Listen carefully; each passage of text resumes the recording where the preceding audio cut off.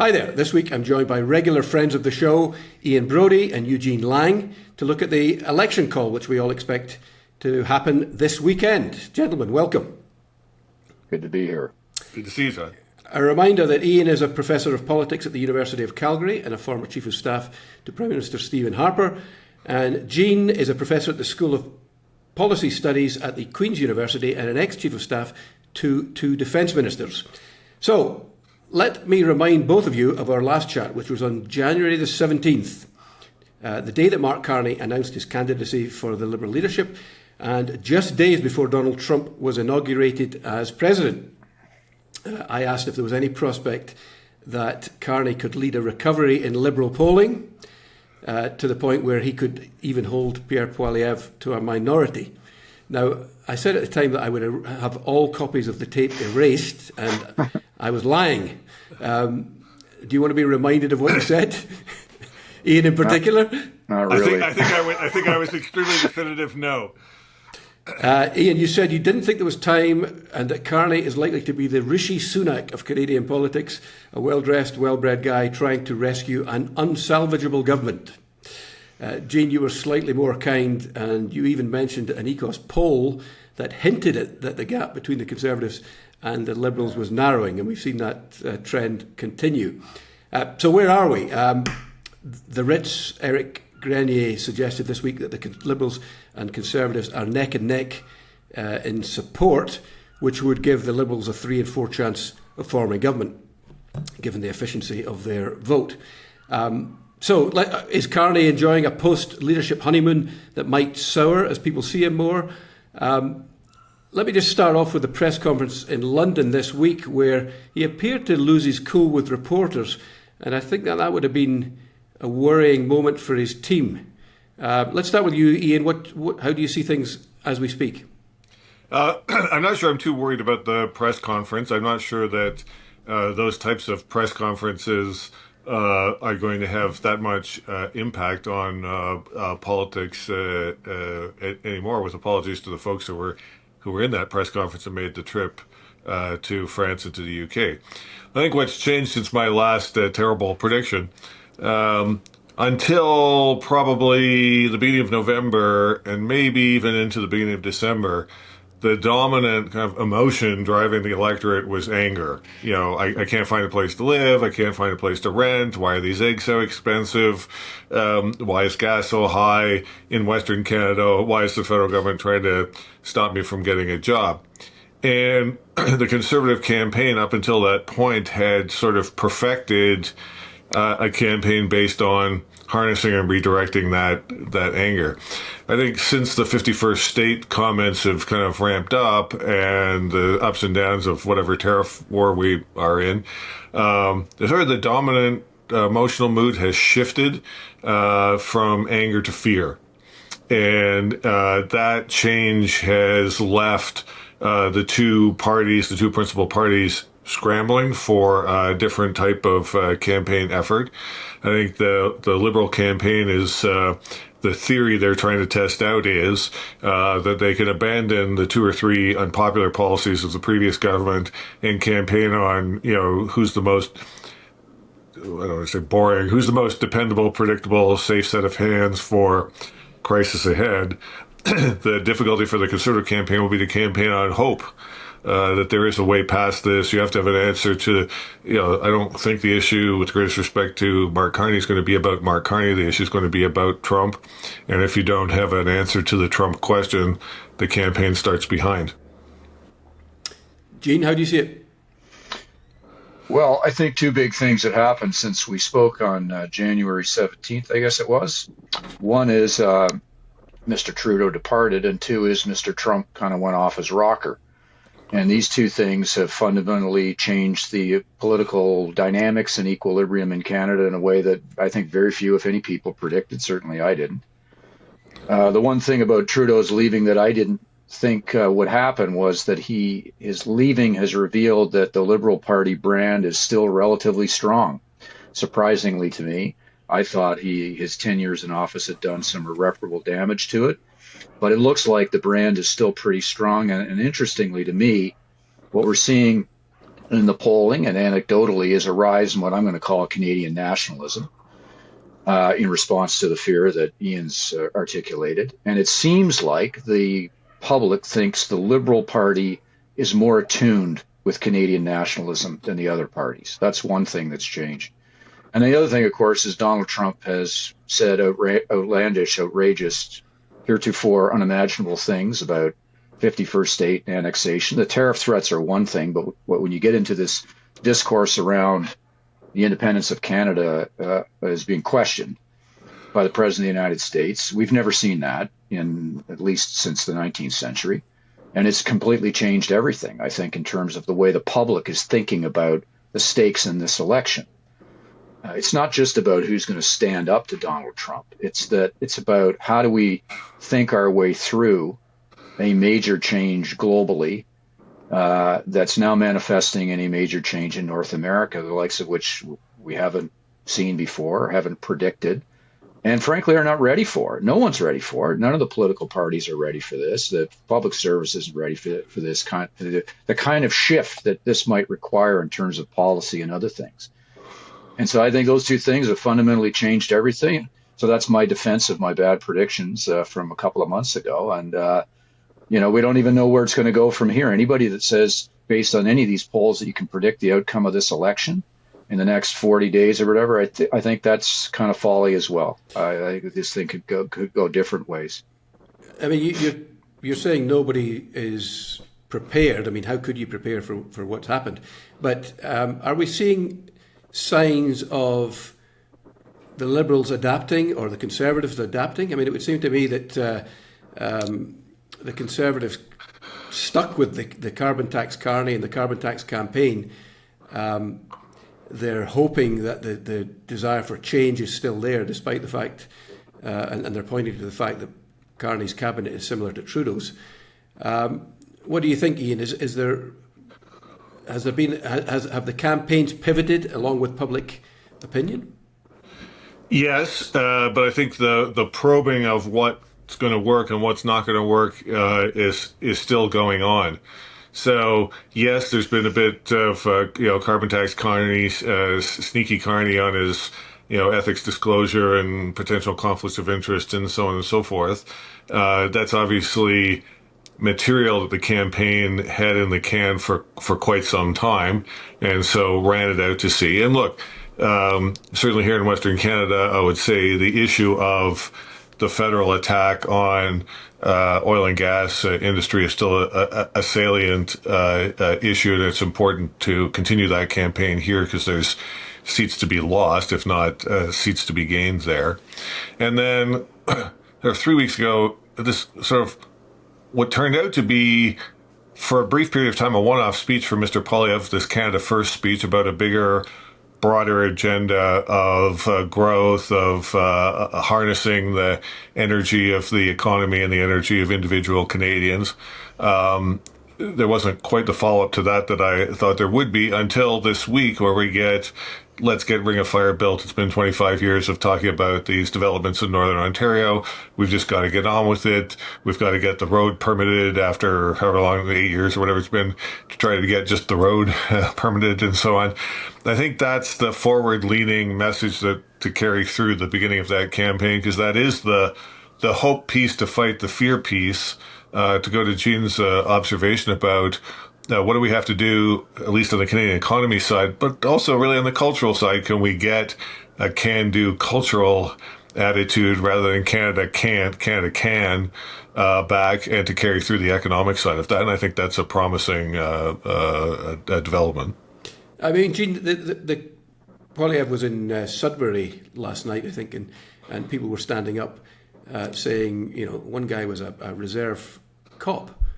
And he's got a good wage, and he still can't buy a house. I mean, those issues are still there, and they don't work to the advantage of the Liberal Party, it seems to me. People keep reproducing this graph of GDP per capita since 2015, and Canada's bottom of the league with only Luxembourg propping them up. So the concerns and the desire for change are still there if they can be harnessed, don't you think?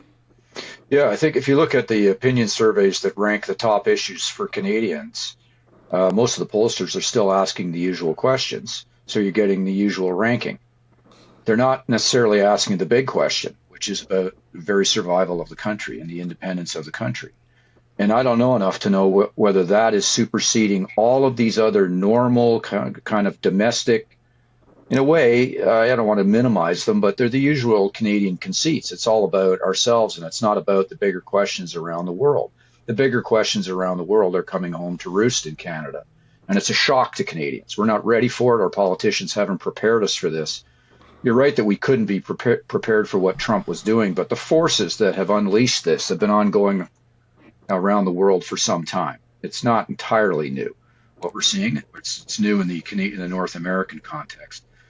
So I don't know that the usual issues are certainly still there. The usual daily concerns and stresses of Canadians with affordability and housing and all the rest of it are still there. Are they going to be the dominant election in the campaign where people are awakening to the fact that the very existence of the country might be on the line here in some way? And so I think this could be an election that's a lot about policy or not. It could be an election that's just about how much confidence do we have in these two parties and in these two leaders to navigate through this situation, recognizing that there's no immediate policy solutions for it. One thing Mr. Carney has going for him, he exudes substance. No one's ever going to challenge him as not having substance and not having ideas. Actually, some of the ideas that they've trotted out so far are not that impressive to me, but it doesn't really matter. He's got the substance market cornered, I think, in this election. I think Mr. Poilievre has more of a challenge there to get into the substance market in a big way, and he's probably going to have to lean into policy more than I thought. I remember saying on your show back in December when we spoke, I didn't think he even needed an election platform to run on. I've completely changed my mind on that now. I think policy is going to be very central to his campaign. But as John Maynard Keynes famously said, when the facts change, I change my mind. What do you do, sir? And the facts have changed, so I've changed my mind on what I think Mr. Poilievre needs. Well, on that point, he's trying to force Carney to take positions that Carney might not otherwise have taken. The other day, Poilievre came out and talked about not only removing the consumer carbon tax, which we knew he was going to do, but also removing the federal backstop behind the industrial emitter carbon price. That would leave it still up to provinces to do whatever they want. I mean, Alberta has a thing called TIER, which puts a price on carbon. It's a cap and trade program. But it means that the federal backstop is not there, and they could reduce the ambition, i.e. reduce the level that carbon price is going to increase every year. And people I spoke to suggest they will. This forces Carney, I think, to take a position on the industrial emitter price, which its opponents say could increase the cost of production for producers in Canada at a time when they're about to get hit with tariffs. Regardless of what you believe on climate change, that's a pretty smart move on Poilievre's part. Ian? Well, I think this is part of the kind of the forward look past tariff war, past economic war, to a reinvigoration of the Canadian economy, past what has been, you talked about that graph that's going around on social media about last place in the OECD in the last 10 years. We have had this kind of fantasy economic policy where we can have super cluster here and mega cluster here and hyper growth fund there and some other thing, $8 billion for you, $8 billion for you. And then this ever increasing tax burden on the engine of the economy that delivers our main value of export that lets us earn our way in the world, which is not just the consumer carbon tax, but as you say, the industrial emitters tax. The impact of repealing the federal backstop, I think, here is mitigated by the fact that Alberta has its own major emitters tax. So the idea that this is somehow going to stop us from exporting things to the EU and so forth, I think, is ridiculous. It's true that Mr. Carney has been heavy on substance, but he's been heavy on substance in reaction to the last 2.5 years of Poilievre's attacks. Poilievre's attack that monetary policy was too loose. He was the first person in the country to say that, and it turned out he was right, that this was going to lead to a massive burst of inflation. He was right on housing. He was right on the carbon tax. And so, yes, Carney had, in a sense, more to catch up to. if Poilievre has more steps ahead of the Liberal policy game. Look, left to his own devices, I think we all know Mark. He would not on his own, absent Poilievre, have said, you know what I should do? I should campaign on repealing the carbon tax. He wrote a whole bloody book about why the carbon tax should be 4 times higher than it is or whatever. Yeah, this is not, he did not say, hey, my life's ambition is to repeal carbon pricing in Canada. On the contrary, it's being forced into this, as he said. Suddenly he's a pragmatist, and so he can read the polls, and so I'm opposed to the carbon tax. As long as Poilievre keeps pushing him on these sorts of policy issues, I think Carney's going to be having to respond, and that will catch up. I do think that, to be charitable to him, I haven't read his book, but the context has totally changed from when he wrote that book 3 years ago. So maybe that's part of why he's changed his mind, not just the politics, but I think politics has driven it to a very large extent. I do think, though, if the election is fought on the economy, I mean, that is obviously Mr. Carney's ground. It's going to be very difficult, I think, for Mr. Poilievre to convince Canadians that he knows more about and is better equipped to manage the economy than Mark Carney. It would kind of be like me trying to convince you guys that I know more about the economy than Larry Summers. It's going to be a very hard counterintuitive sell if that's what it comes down to. If it comes down more, though, to a debate that's all about the economy, but it's more about the very existence of the country. It's more about the threat from the United States, not just economically, but in more fundamentally. Then maybe I think there's scope for Mr. Poilievre to be able to go toe to toe with Mr. Carney. But I really don't think he's going to be able to do it on the economy. Right, but I mean, at the end of the day, it does seem that the shift in the polls, which is unprecedented. I mean, I think when it's not unprecedented. Well, 26 points. The Conservatives were ahead, and now they're. I'll give you the. Do you want the precedents? There's 2, and I've checked the data on this. There's 2. This happened. This almost exact pattern happened in 1984. And it happened again in 1993. Yes. It happened with the Conservatives in 1993, and it happened with the Liberals in 1984. Almost the exact numbers in shift, almost over the exact same time period. In both cases, those numbers evaporated over the preceding 3 months, and they went back to the normal, the equilibrium polling numbers that had existed for a year or two before that.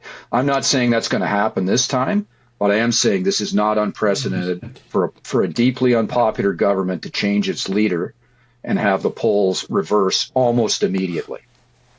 Okay, I bow to your research there, Gene, but it is a remarkable shift in the polls, let's agree. And yes, it is. I think driven by the sense of who would be best for Canada in negotiating with Donald Trump. And on that question, to this point, it seems to me that the public has preferred Carney to Pierre Poilievre. Now, the comments that Trump made, if you take them at face value, that he would prefer to deal with Liberals, the Conservatives have been touting that all over the internet. Do you think that shifts that perception, Ian? No, I don't think so, because Trump's quite liable to say something quite different next week. Right. It's the tariff of the hour policy, where it's 9:30 a.m. here by noon Mountain Time. God knows what he's going to say. So I think trying to build something around Trump's idea. He said, somebody sent me an email note this morning. Did Poilievre phone the White House to try to get Trump to? Good grief! Sorry, no. This is the silliest conspiracy theory I've heard since COVID. No. But I think unless Carney made a very peculiar decision to go to Europe over the weekend. I'm not exactly sure why. He got an audience with the King, which was a nice photo. Let me take issue with it. I think it was a good idea. I think so do I. You speak to people in the defence sector. They say we have to hedge. We cannot be alone. So if we don't have America as an ally, then we have to go to Europe and seek allies there. Yeah, I understand that, but he came back with nothing. Not even a press conference. Well, that's true. Keir Starmer didn't say anything nice about Canada vis-a-vis No, the United States. For Stammer, a friend in need is a pain in the arse. Yeah. I mean, Macron didn't appear in public with him. So, Macron did. Yeah, no, there was a nice photo of those two. There was no press smiling. conference. There was no press conference. There was no joint conference. There was a nice photo. I think that was the objective. There was a nice photo. Okay. But if his pitch is, I can go meet foreign leaders because I know them all, because I've traveled in international circles for the last 25 years. I was at the bank of this, the bank of that. I was on this financial stability, whatever. I was part of the global governing group that runs the Western world. So I know all these guys, and I can go and get what we need out of them. His first proof point was 0. He got 2 photos, and that's it. And if the campaign is about we need more government and we need more of the last 15 years of government-led management of the economy in order to recover this, then he has an advantage. Poilievre's case is not that. Poilievre's case is that Canadians unleashed from government regulation and from government direction and from internet censorship and so on and so forth can drive this economy and drive this country forward to a stronger position in the future, then he wins. Can I just make a point on this trip? So I think Mr. Carney's made some mistakes in the last week, first off. I think the trip was not a mistake. I think the trip was a very smart move. And I don't agree with Ian's analysis of the objective. I don't think the objective of the trip was to get anything. That would have been naive. I think the objective of the trip was to see him and show Canadians that he's prime ministerial. It was that simple. And at a certain point in an election campaign, the leaders have to appear to be prime ministerial. Mark Carney looks and sort of feels and smells prime ministerial, and that trip reinforced that, even if you don't particularly like him or his policies. I think the challenge for Mr. Poilievre in the next 40 days is to make this transition from looking like a very effective leader of the opposition to looking like a plausible prime minister. And that's why I think Carney did that trip, to reinforce this image that he's prime ministerial and he's ready to go. Well, that segues nicely into the campaign, which we expect to be launched early next week. What do both men need to do? And an addendum, what does the NDP need to do? Because it looks like it is in free fall. Ian? Well, the NDP free fall is obviously difficult for all the parties except the Liberals. The free fall of the NDP is hugely to the advantage of Mr. Carney. This has been a long-standing challenge for Conservatives, although I have to say the NDP stopped being helpful to Conservative fortunes sometime between 2015 and 2019. So this is a long-standing challenge. If the Conservative campaign team doesn't have a way around that, it's been 10 years. We've got to get our heads around the fact the NDP is not coming back to where it was under Mr. Mulcair or under Mr. Layton. I mean, look, I agree that Mr. Poilievre has been playing to the role that he had until about a month ago, which was the opposition leader. The job of the opposition leader is to oppose. Yeah. I think we all have to concede that he was extremely good at that and did a large part of destroying Mr. Trudeau's political career and laying the groundwork for Ms. Freeland's exit from the cabinet. The question is, can he take that skill, that fortitude, and that discipline to switching to make a case for moving to the government side? They've had more than enough time to think through what the policy position will be. The challenges are clear. He's been very good at, I think, depicting to Canadians the scale of the challenge that's involved here, and in the race to see who's up to it. Is it pieces of the Trudeau team plus Mr. Carney, who's been part of the governing structure of the Western Alliance for the last 15 years, or do you want something that's new because we're into a new era here? Gene? Well, I think, as I say, I think what Mr. Poilievre has to try to do is look and sound more prime ministerial and less an opposition politician. And policy is part of that. But I think what's more important right now is tone and comportment. Now, having said that, I just saw him half an hour ago in a press conference, and I noticed a huge difference in that. I wasn't that impressed with what he was announcing from a policy perspective, but I did notice a difference in demeanor. He seemed a lot more relaxed, friendlier, smiling. respectful of the questions that he got, not dismissive. And I think if he continues that, that's the right approach for him. And to gradually look more, let's just call it grown up and mature and prime ministerial, which I believe has been a weakness of his. For Mr. Carney, it's sort of the opposite. I think he's got to, he's never going to be man of the people, I don't think. That's not his brand. That's not authentic. But he can't appear to be aloof.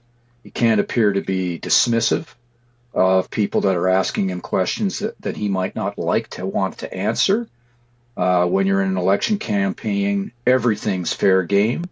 Your integrity will be challenged, whether there's any evidence to challenge it or not. That is politics in this day and age, and you can't take it personally. If he takes these things personally, he's going to get into trouble, in my view. So he's got to find an equilibrium of his own that remains, that keeps this prime ministerial aura around him, which I think he has, and man of substance, without appearing out of touch, distant, aloof, and dismissive. And in some cases, he's shown a little bit of crankiness to some of the questions that he's received about his own personal finances and so on. I think he's got to get beyond that. Yeah, no, I agree with that. In fact, I wrote a column on that saying he needs to read a bit of Cicero, because Cicero advised the insults and slings and arrows that are thrown at you, you almost have to treat as if they're being directed at somebody else. And you also have to describe your policies in a simple manner, no matter how complex they are, in a way that anybody can understand. And I think he is not quite there yet when it comes to some of the more complex issues he's got to deal with. Well, and a lot of the Liberal policies tend to be complex, and nobody can explain them in that language. They need to get away from that complexity. Yeah, yeah. Well, listen, gentlemen, our time is up. We are going to hold on to this tape and cast it back at you in 2 months' time. And let's hope we have better luck this time than we had last time.